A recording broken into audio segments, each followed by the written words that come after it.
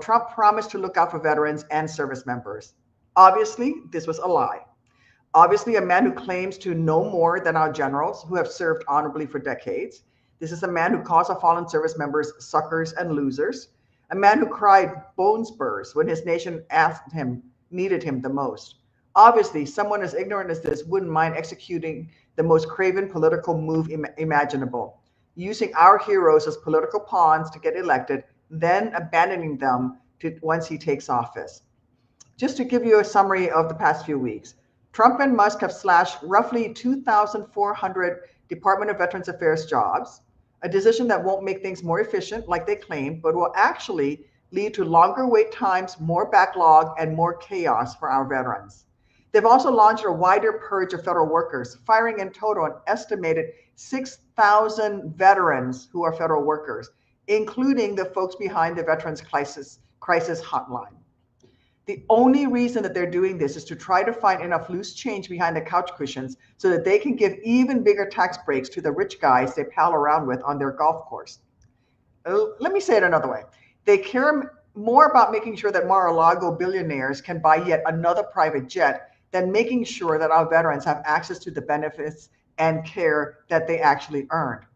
So let's call this what it is. It's a middle finger to our heroes. It's a slap in the face to the sacrifices our veterans have made.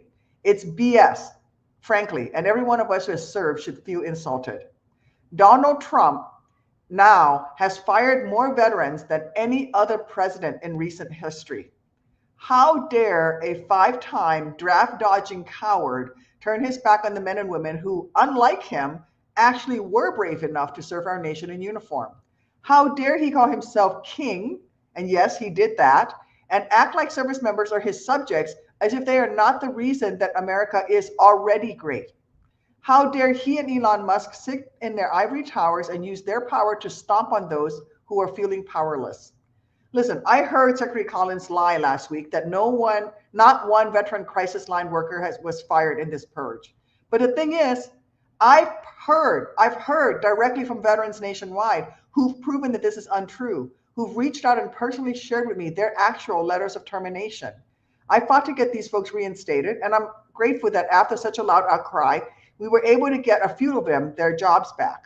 But there are so many others still without their jobs, still left out in the cold, unsure how they'll be able to put food on the table for their families next week.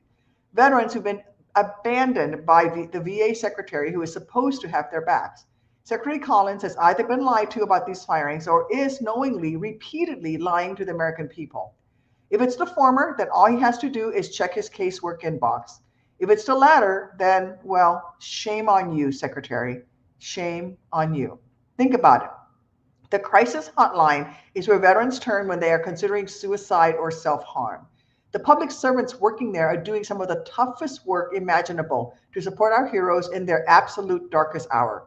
These are the people that Trump and Musk are happy to throw by the wayside. That should tell you everything you need to know about how this administration actually feels about our veterans. That should tell you how patriotic they really are.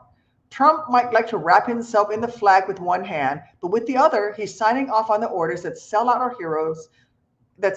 our heroes to line his own pockets.